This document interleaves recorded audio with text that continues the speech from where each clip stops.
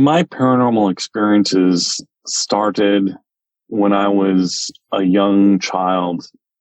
I had a very unusual childhood, mostly because the things that I remember the most clearly were the things that were just odd, I guess. Looking back now, I'm 50 years old now, and half a century of hindsight makes it quite interesting to look at my childhood and see how unusual it really was compared to a lot of other people that I've met over the years.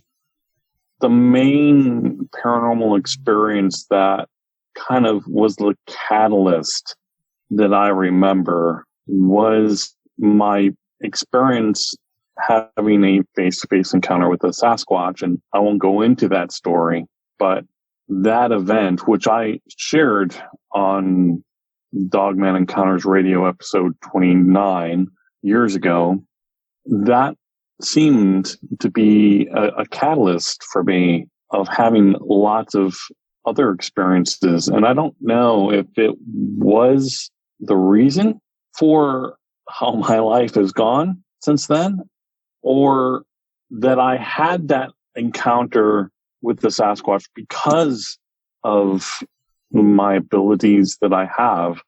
And I'll get into that a little bit here in a moment. My grandmother was apparently, from what my mother told me, I didn't really remember my grandmother very much. She died when I was 7. The stories my mom told me about my grandma, that she was extraordinarily psychic. Amazing stories that she would tell me about the precognition that she would have. She would know when people were coming, when events were going to happen. And she was very devout Christian, and she didn't like the paranormal experiences that she had one bit. She really struggled against it and did not like having these experiences. But my mom told me when I was a child, or when I was younger, she believed that a lot of the things, the gifts that my grandmother had, seemed to pass to me for whatever reasons. It's hard for me to judge that because it's been my life and my experiences, and I can definitely say that I've had many different kinds of psychic and paranormal phenomena occur in my life, but I'm kind of biased because it's my own life. So that's kind of the background to where things started for me as a child. And after I had that experience with the Sasquatch, that was terrifying. It was absolutely terrifying experience. And it really forced me to look at the strange things that happened to me as a child. And one of the things my mother told me when dealing with all the nightmares I had from this experience of my face-to-face encounter with the Sasquatch, she told me that sometimes the best things to do in life is to face your fears. And that's kind of what propelled me to not push away, I guess, my abilities in a way to embrace them and to not be fearful of the different experiences that I've had, and to begin as a young boy to study paranormal phenomena, to study parapsychology. And there wasn't ghost hunting, and these type of things didn't exist when I was a child. The only thing that existed was parapsychology. There were no ghost hunting groups or paranormal investigation groups when I was a kid. It didn't exist. But I did the best that I could to try to understand what had happened to me and my experiences after that. And I'll start now with try to explain some of the experiences I had as a child. I had a lot. So there were things that stick out to me, events that stuck out to me. And one of the major ones that I remember as a young child, I was 8 years old. We had moved from Chicago where I was born and raised, and moved to Port Clinton, Ohio, a little town in Ohio, right on Lake Erie. Started a new school and moved into a quiet little neighborhood with my family. And there's a giant oak tree in the back of the school where I attended. I'm not sure why this happened, but during recess, we'd run outside and run around behind the school after lunch. And there was this giant red oak tree in the back of the school, and it would talk to me. I didn't have any other frame of reference for that. I just thought that it was a normal thing. Looking back now, I've never heard really anybody else have an experience like this. But as a child, I would have these conversations with this tree, and I had to be close to it in order for me to be able to talk kind of like a person. I couldn't have a conversation across the field. I needed to be close, but it happened in my mind. It wasn't a verbal communication. And I remember we became friends. It was comforting that even though I didn't have any friends at the time, I had terrible experiences in school that first year. So I was going through a lot of my own personal trauma with a very bad teacher at the time. And this tree comforted me. When I would go out to recess, I would go sit by this tree and we would have these wonderful conversations. It really touches me in my heart because it was such a devastating time in my life. Being a new kid in school and having a terrible teacher, my whole world was kind of thrown upside down during that time. But this tree communicated with me, and I thought it was normal. I thought it was just a thing that everybody could do or experienced. And it wasn't until later on in that year that I started to get a few friends, and I had mentioned about the tree.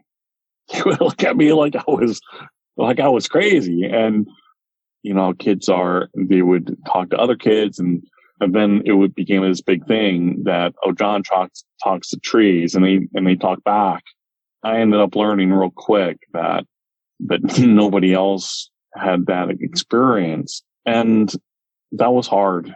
That was hard, to go through that and to be shut down about that from my peers, and even came up in school with the teacher.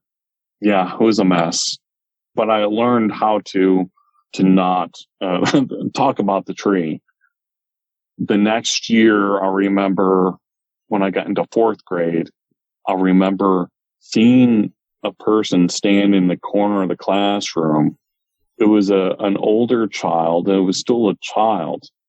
And I didn't really understand why the child was standing in the corner. It would just appear there. And I would be kind of fascinated by this person standing in the corner.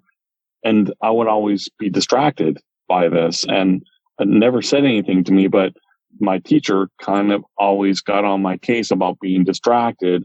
And she pulled me aside one day and was asking me, why are you always distracted? It's like, well, the person, the boy standing in the corner. And she's like, what are you talking about? And it was a ghost.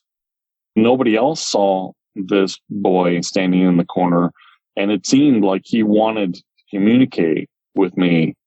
The sense I got from him, he was timid. And he wanted me to come to him and talk. But during the class, it just didn't happen. And when I told the teacher about the boy standing in the corner, that opened up another big can of worms, and I ended up having to get counseling and had to go see a psychiatrist, had to go through a bunch of testing and things. I remember going through all that as a child, and the test came back that I was, I remember the psychologist saying I was normal, but I was just odd. So that kind of just shut everything down for me after that point. anytime I would tell anybody something unusual, had all these repercussions. So I just learned to just shut up about it.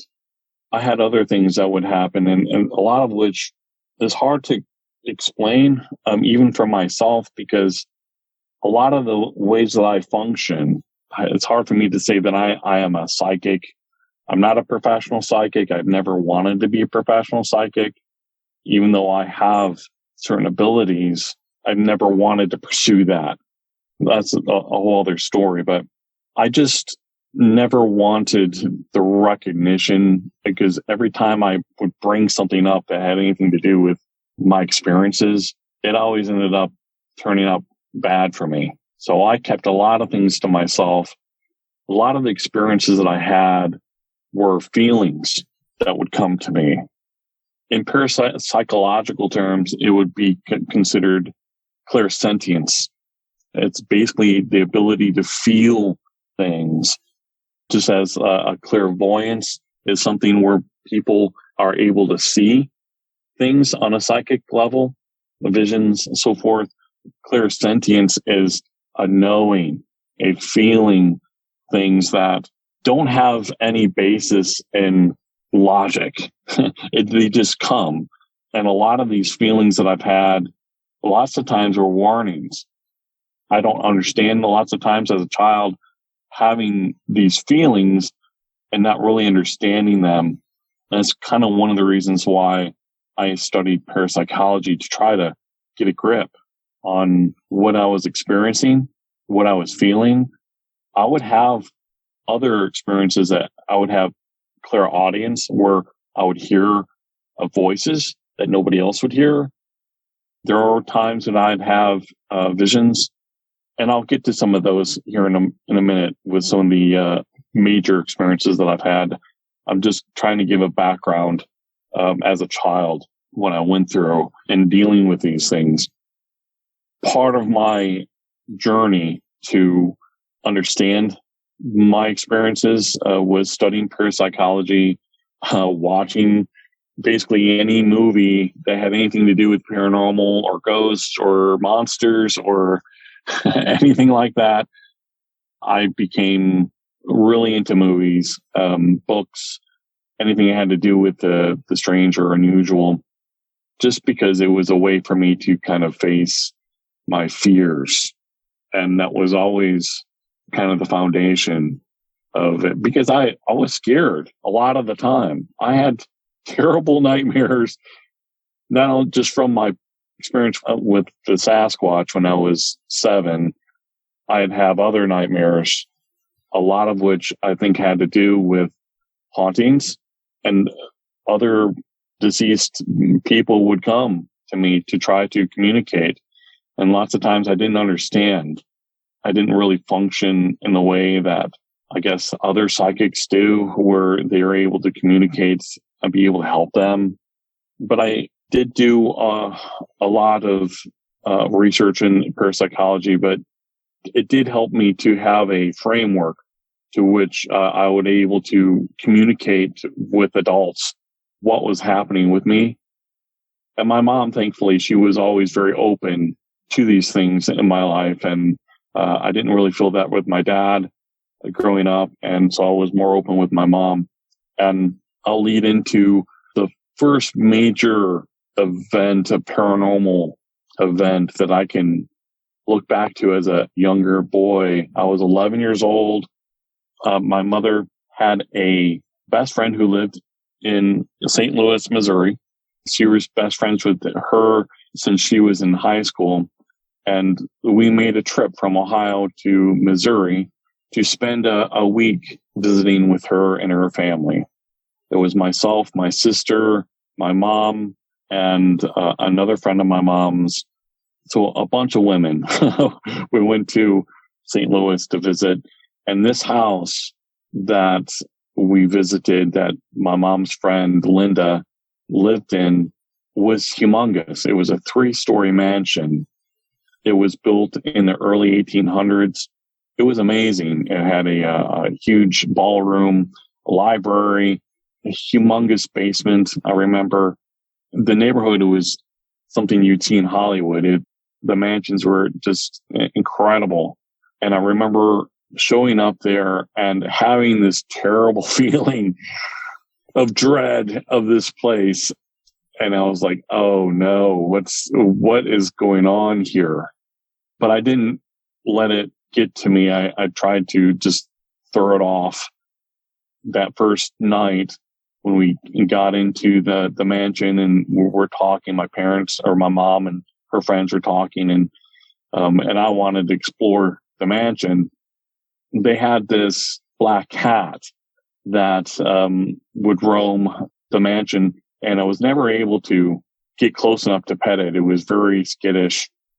That detail will come in later. But I would explore this mansion and just had terrible cold spots, and it just made me feel very uncomfortable. I found out soon that I didn't have a whole lot to do there except watch movies, which they had this huge library of movies and VHS tapes downstairs in the basement. And so that was where I hung out most of the time watching movies. I'll remember them saying that it was so big that they hadn't even explored the entire basement since they moved in. And that always kind of blew my mind. It was dark and dreary, and I was kind of terrified of being down in the basement by myself. But I would see this cat coming and going he would go back into the shadows of the basement and would disappear. And while I was there, I had several things that happened to me, one of which was that first night taking a shower. I went into one of the bathrooms that they had 7 bathrooms in this place. I remember that. And this particular bathroom I went into to take a shower had never been used since they had been there. I had this, for lack of better explanations, this encounter with this ghost. This man had a beard, looked very angry, like I wasn't supposed to be there. And I was in the shower when this face appeared, and with me in the shower, it was terrifying. I screamed and ran out of the shower, running out of the shower naked.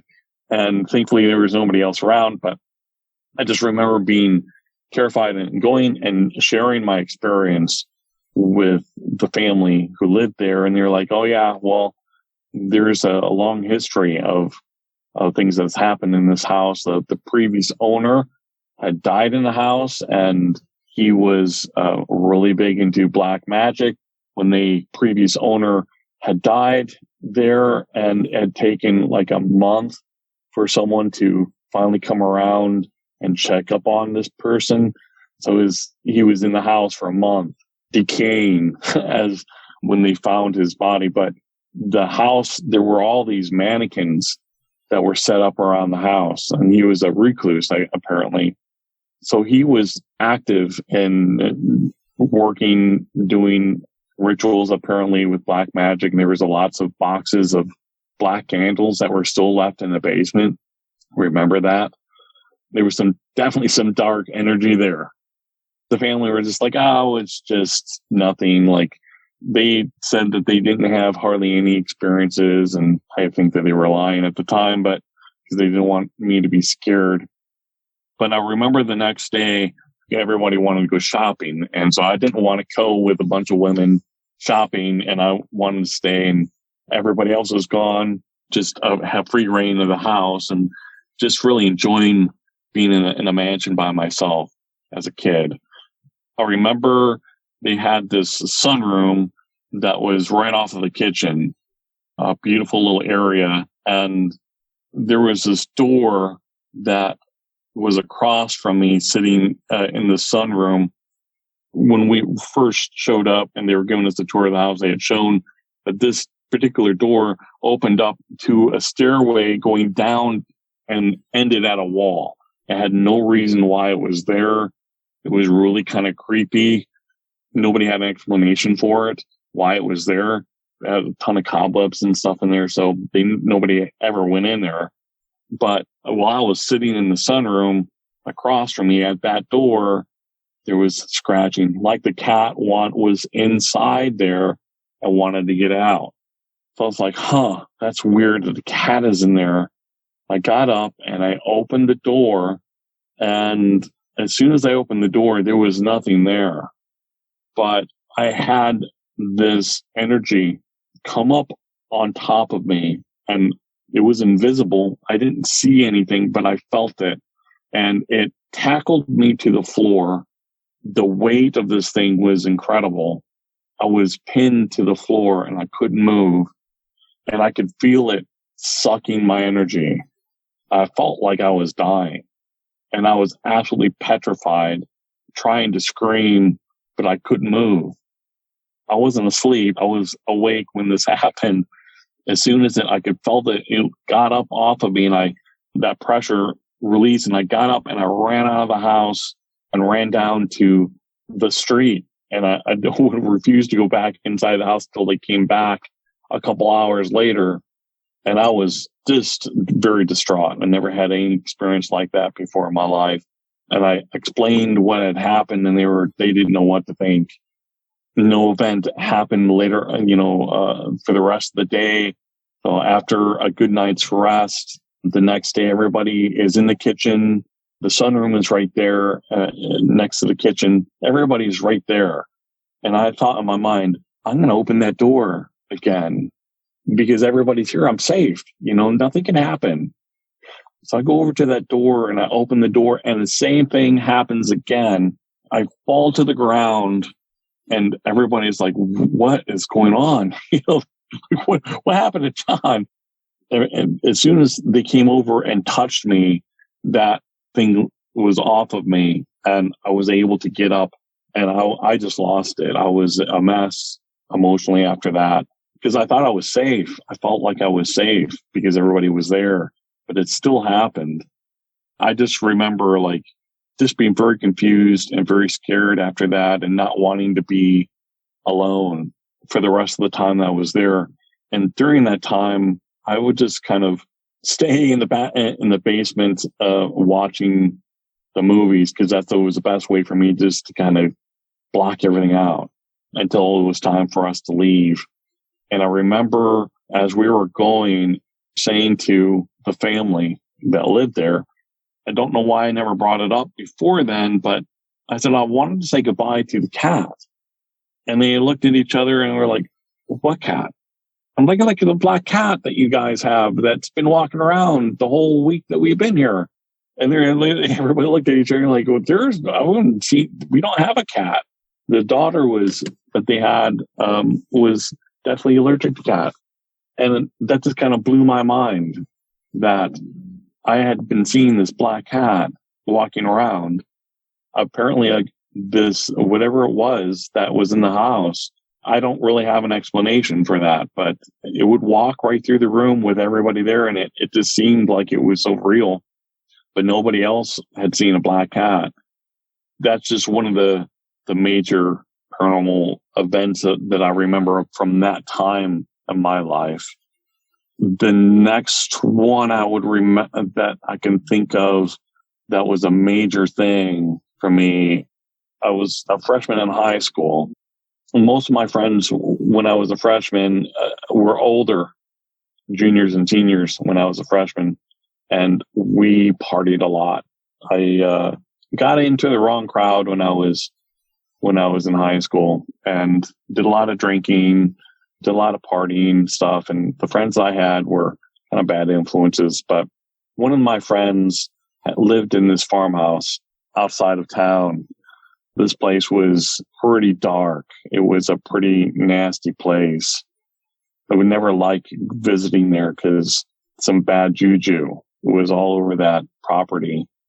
And we would go and drink there and have bonfires and things like that. And the first time that we had a bonfire there, remember having just really nasty sensations. Recognize real quick that drinking alcohol around negative spirits was not a good idea. And I learned that lesson pretty quick. I remember seeing we had this bonfire set up in the driveway, in the gravel driveway. It was in front of the garage, and the garage door was open, but they didn't keep it up very well. It was a mess, that whole property. And going into that garage, we went in the garage for some reason to get something. And I remember we all sensed it, this coldness. We all felt like there's a presence in that place. I remember having this, for lack of better terms, a demon come and speak to me in my ear. It was saying how it wanted to kill me and that it was going to get into my friends. He was going to use my friends to kill me. It was really disconcerting at the time. Of course, I was intoxicated as well, but I just remember hearing the voice, and I was really upset, and I kind of stood up against it. And my friends didn't know what I was doing, but I was speaking out against it, telling it to leave, and it made these scratches on my arm that drew blood. I immediately showed my friends, they basically howled in pain. My friends asked what had happened, and I didn't have an answer. And I didn't really want to tell them I had something speaking to me in my ear. We were all kind of tipsy anyways from drinking. I was just like, look, we need to get out of here. And my friends were all about paranormal stuff. They were like, no way, we're not going anywhere. We're going to figure this out. They were being, in my opinion, very foolish, and I didn't want to have anything. I didn't want to go back into the garage where it happened. And so everybody kind of got into this mood of wanting something to happen to them and challenging the spirit or whatever it was that did that to me to do it to them. And I was like, this isn't good. Come on, guys, this is ridiculous. And then after, nothing had happened, I remember we had walked out of the garage and around the back. It's a farmland, so there was a pretty good-sized field behind the garage. We saw this mist that was coming over the ground. Like, it looked like something out of a horror movie. It didn't make any sense why this was happening. It was only coming across from next to the garage. It was about 2-3 feet off the ground. It was like almost like somebody turned on a fog machine. Like this really thick fog just started coming across the field towards us. And we all kind of just looked at each other in like utter disbelief. And there were about 5 of us, myself and my friends. It looked like it was glowing. Maybe not like a really prominent glowing, like it was really obvious, but it was bright enough that we could see it. It was dark. It was in the middle of winter. It was dark out, and the bonfire was in the front of the garage, so there wasn't really much light back there. But we saw this fog rolling in, and it was starting getting closer and closer to us, and we're like, all right, let's get out of here. And we all got in cars and we took off, even though we were all kind of intoxicated. We still got in the cars and drove away. And of course, I don't have an explanation for that. All of us saw it.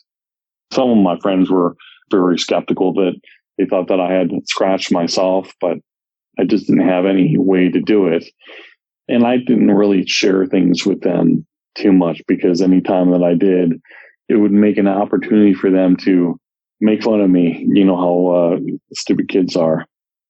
That was pretty frightening, I would say. It wasn't something that stands out to me that like it was a major event in my life, but it was certainly something that I certainly remember it to this day. And I had several other interesting things that have happened, lots of synchronicities.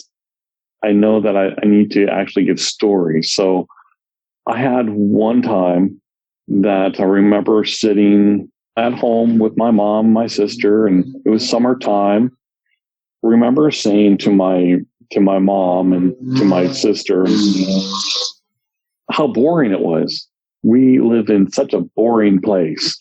Why does it have to be so boring? Right after I said that, we had all these things happen in the neighborhood. A major storm moved in like within an hour after having said that. It blew down a tree next door to us into the neighbor's house. And then the next day had a drunk driver drive up into the porch across the street from our house. So directly across the street from that house that had the tree fall on it, a drunk driver drove into the house across the street. The day after that, there was an escaped convict. I guess he was going to his arraignment or something like that. Something that happened where he escaped, and he ended up going to his mother's house, which is 2 doors down from us. He was a really bad dude. Apparently, he had killed a couple people. He did not want to go to prison. Somehow he escaped and got into that house, and the police had surrounded the house. And I remember my mom was also a law enforcement officer at the time, and I called her up, and I was like, all the cops have, are surrounded the house a couple doors down, and we don't know what's going on. And she knew what was happening because she was a law enforcement. She's like, run, lock all the doors right now. And I remember putting the phone down and running to the back door. The moment I locked the door, here's this dude, and he grabs the door handle to open it up to come inside. If I had been a half a second later, he would have come right into the house. Ended up running because he couldn't get into the house. And he ended up, the cops chased him down and tackled him and caught him. But it was after that event, it was like 3 days in a row of these things that happened. My mom came home because I told her what had happened. She left work early and came home, and she's like, okay, you got to take it back. You got to take it back. And I was like, okay, I take it back. I want it to be boring. Things like that happened a lot to me. Like I would say things and things would just happen. That's just one example. I know it's not necessarily spooky or overly paranormal, but it is one of the things that tended to happen to me in my life. And I would say probably the next major event that I can think of that's worth sharing, I guess, is an event that took place on one of the islands out in Lake Erie. I lived in Port Clinton, Ohio, right on the shore of the lake. We were a popular tourist town in the summertime, and a lot of people would go over to Put-in-Bay, which is a party island, basically. It's a beautiful island on the lake, and there's another little tiny island that's nestled in to Put-in-Bay, and it's called Gibraltar Island. And this place is owned by Ohio State University. It's a laboratory there that they do a lot of biology testing, a lot of water testing. I'm not really 100% sure all the things that they do there, but Ohio State University owns the island and does a lot of work there. At the time, I was 19 years old. I graduated from high school, and I was waiting to go into the military. I was working for a cleaning company that was hired by Ohio State University to go to this island and to do cleanup work on several of the homes there. They weren't homes anymore. They were places where faculty would stay when they would go to the island and do work. There were about a half a dozen houses there, including a very large mansion, which is actually considered a castle. It's called Cook Castle, and you can look this up. It's a beautiful place, a beautiful island. It was made, I believe, in the 1800s. I won't go into the story behind why it was built and all that, but it's a historic monument to Put-in-Bay and the area. We were tasked to go in to clean these homes and to actually go into the castle and clean it up. these places were a mess. Wasn't sure exactly why it was in the state that it was in, but it just needed a good thorough cleansing. And I think they were getting ready to do painting and things like that. And this was in the fall. It was in September, October of 1991. We were brought out to the island, and we got all set up to start doing the cleaning on all these different places, these different homes.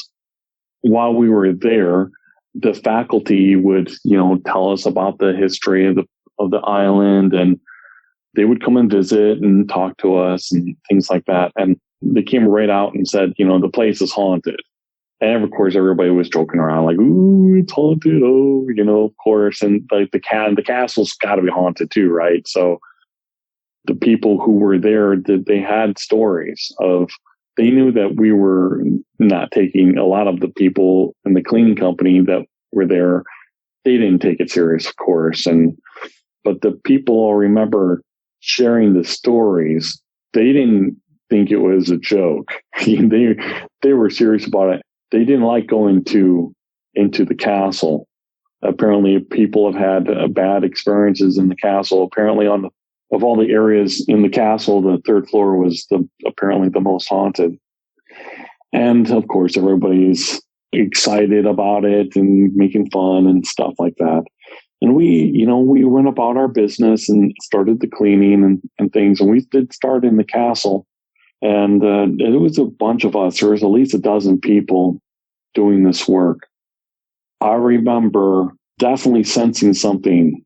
Like it was quite obvious to me that there was activity there in that place.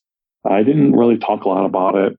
My sister was there. She was dating my boss at the time. And I think sometimes shared things with her. I was kind of friends with my boss, so I would share some things with him as well. But it was just mostly just business, But I remember being on the first floor, working in one of the rooms, sweeping or doing something like that, and looking across the hall. I could look across. We were in a room. There's a hallway, and then on the other side of the hallway, there was another door, so you can look into the other room from across the hall. I remember looking into the other room that was across the hall and seeing people talking and walking. I remember seeing this iridescent cloud. It was the most fascinating thing I've ever seen. It was like all different colors. It looked like a blob floating in the air.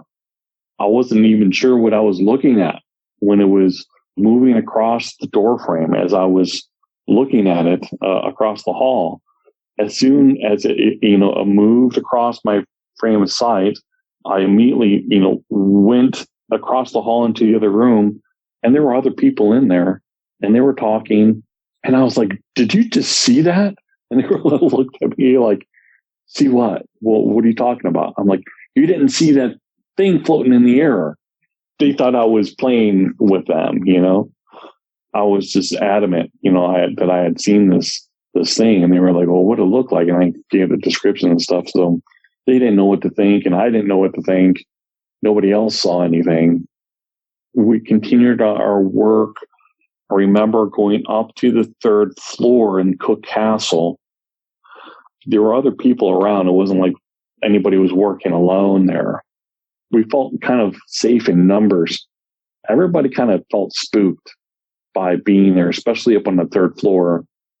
On the third floor, it was kind of a big open space, from what I remember. And down at the other end of the room was an entryway into like a tower. That's why one of the reasons why it was called a castle, because they had this tower that went up to a fourth floor, a little area. I remember going up in the top of the tower and starting to clean up there. And it was the strangest experience, one of the strangest experiences of, I was completely alone, and I was in a space that's like about 12 feet across.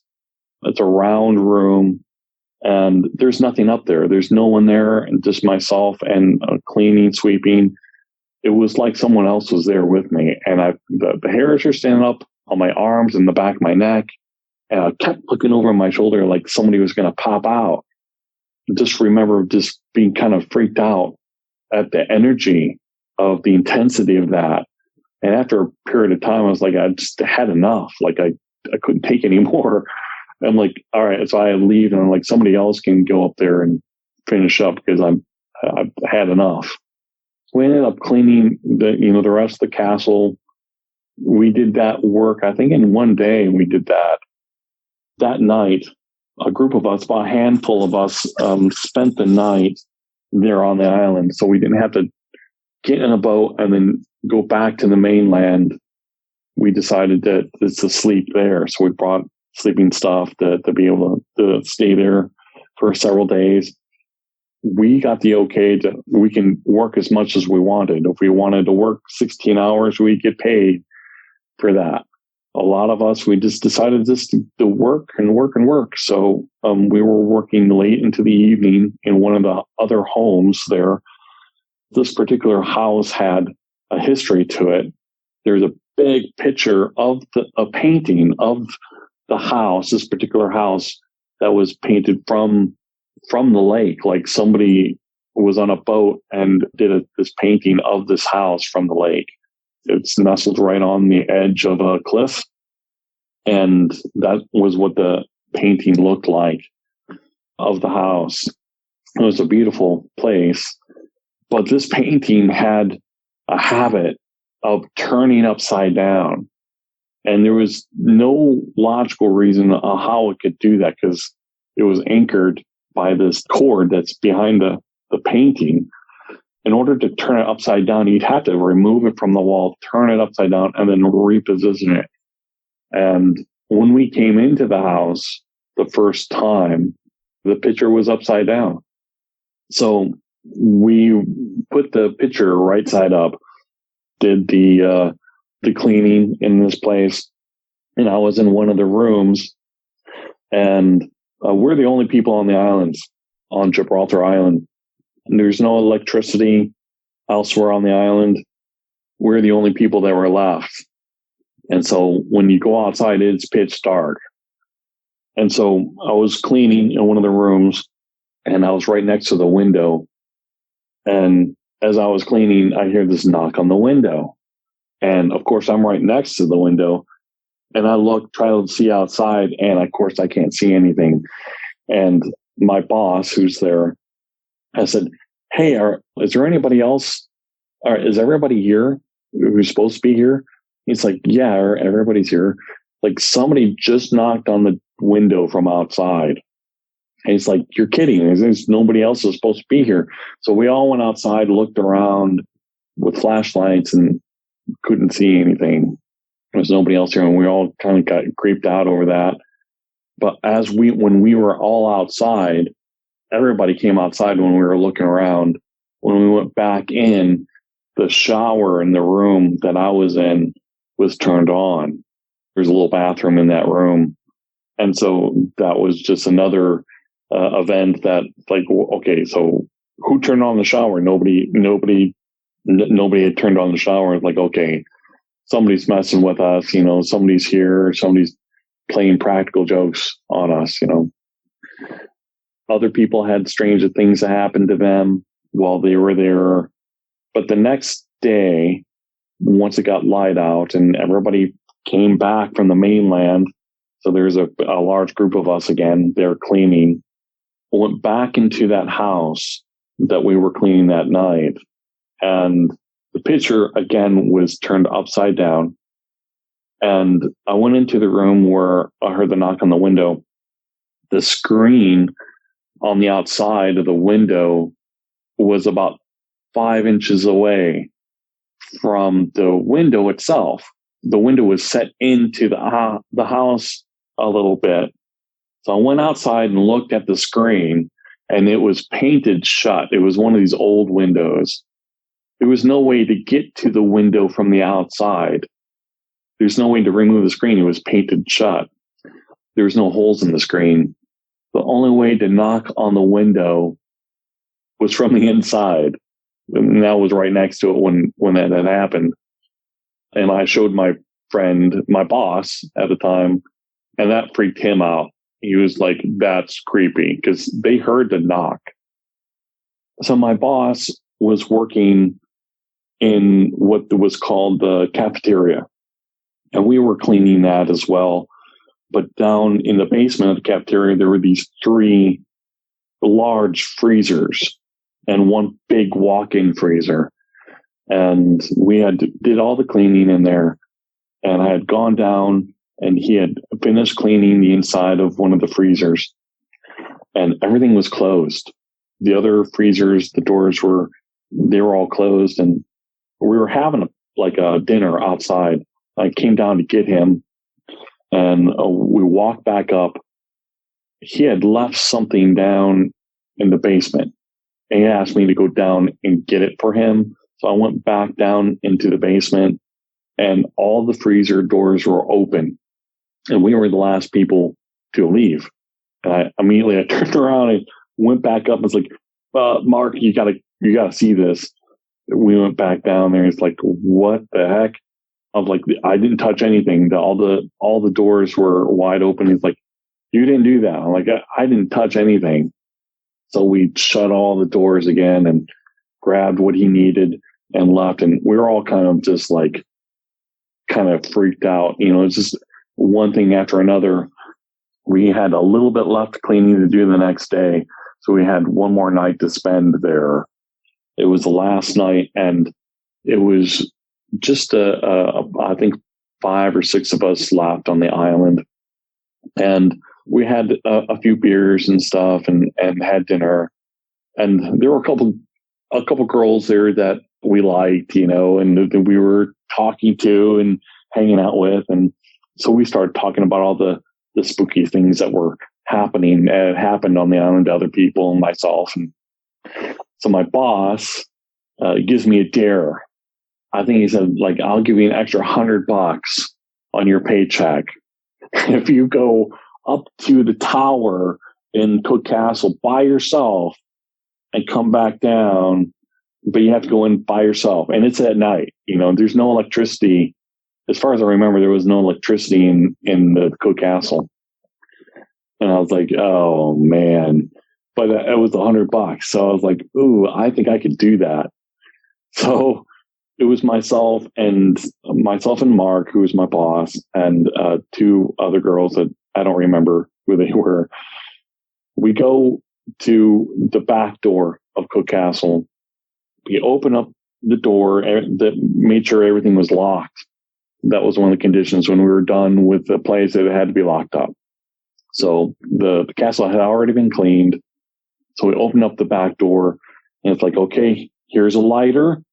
There you go. Use that as a light and walk all the way up through the stairway and go up to we'll have a flashlight. He's basically saying, we'll follow you from outside with the flashlight. So just when you get up to the top of the tower, look out the window and we'll see you, and then you'll get your $100. I'm like, okay, I can do that. So as I'm walking down this long hallway, going from the back entrance into the main part of the castle, I hear Mark from behind me, John, I'm going to get you. Like trying to be scary and stuff. I'm like, aha, very funny. But as I go in further and further, it became very apparent that I felt like I definitely was not welcome there. It was pretty terrifying, and like walking in a place that that it's haunted by yourself with a lighter, was a thick lighter, afraid to see anything in your vision, in your peripheral vision or in front of you, so I just kind of focused on my feet in front of me because I didn't want to see anything. I figured nothing's going to harm me. I'm just going to walk my way up and get up there, get the job done, and come back down. So I'm slowly making my way through, and I can't walk too fast because otherwise the light would flicker and sometimes would go out. So I had to take my time and walk up the staircase and get to the second floor and then again to the third floor. And the tension just felt so much heavier getting up to the third floor. And my nerves were just a wreck at that point. And as I'm going along, I could see the flashlight shining in through the windows from the outside because they're trying to see where I was. So I'm walking across the third floor and I come to the area where the tower is. It's a circular staircase that goes up to this little fourth floor area in the tower. And there's a window right there, right next to the entryway to go up to the spiral staircase. So there's a little bit of light coming through because you're shining the flashlight. And as I approached that doorway to go up that stairs, there was this darker than dark silhouette that was standing right in front of me. As soon as I saw this thing that was there in front of me, the little roller thing on the big lighter popped off of the lighter and it was just complete darkness. And at that point, I felt this, whatever it was that was standing there, I felt its presence, like just, I don't know how to explain it, but it was just like pure gloom and just terror came over me. And all I could do is I just kind of just shut down and I put my hand up on the window and just kind of slid down to a fetal position on the floor because I was so terrified and I could sense this thing was standing over me, this ghost, basically. I was just absolutely a mess. And I could hear them yelling and saying something outside. And after a while, they just they left outside. So I was there. I felt completely abandoned. And after about 5 minutes or so, 5 or 10 minutes of being there by myself, Mark and a couple other guys come in to Cook Castle and come up to the third floor. They're calling my name. And at that point, I'm kind of almost comatose. I can't really even call out. So they come up to the last place where they saw me. Here I was on basically curled up on the floor and they picked me up and come on, let's go. And they're like, you okay? And I was just just shaking, just absolutely just completely a mess. They walked me down the stairs and we went out the main door, which is a double door out the front door. And they brought me out and we sat down and laid down in the grass outside of the castle. I guess it was just adrenaline. My whole body was just shaking. It was hard for me to explain. It was hard for me to talk, but I was trying to explain to them that I saw this thing standing in the doorway. And they thought that I was playing a joke on them because as soon as they saw my hand slide down on the window, and shortly after that, the two main doors of the front door opened up from the inside. And they thought that I had come down the stairs and opened up the doors. And they were thinking that I was trying to mess with them. And so they went around and just around the castle a couple times trying to see if I was outside.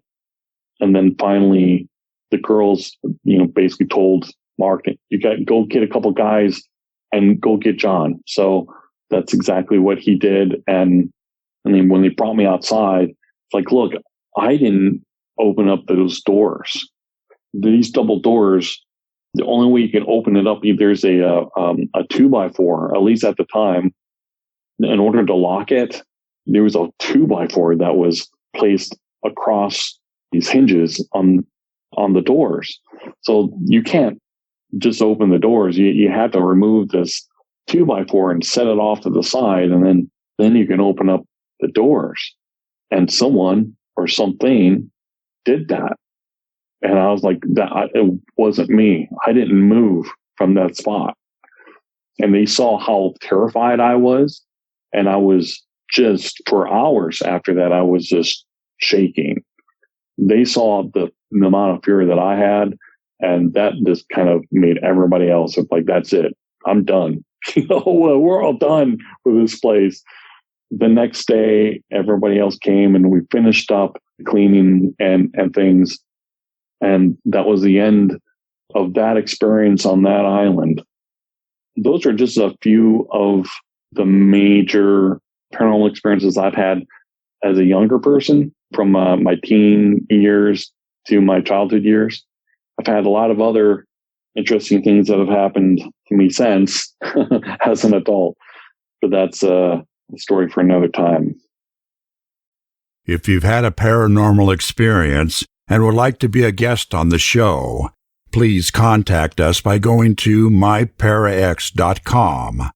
That's myparaex.com. Thanks for listening.